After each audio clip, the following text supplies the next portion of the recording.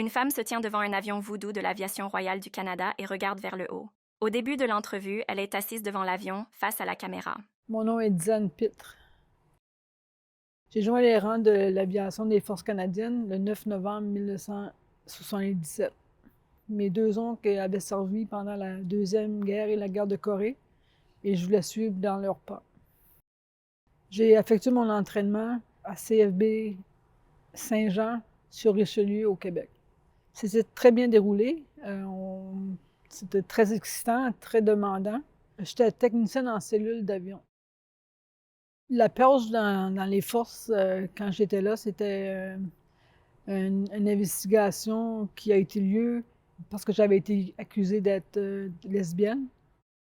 L'interrogation s'est déroulée. Je me suis rendue à Halifax, en Nouvelle-Écosse, et j'ai été conduite dans un endroit qui, je ne sais pas aujourd'hui c'est où, une petite pièce, et j'ai été interroguée par deux messieurs. J'ai été interviewée ou interrogée pour plusieurs heures, jusqu'à vers 3 heures du matin. Après, j'ai été portée à l'hôpital à Halifax, voir un psychologue. Et le lendemain, ça a été à recommencer. Ça a duré plusieurs jours. J'ai perdu ma security clearance et ils m'ont entraînée comme une technicienne en approvisionnement. J'ai été purgée du service le 24 septembre 1980 après plusieurs années d'investigation pour soupçon d'homosexualité.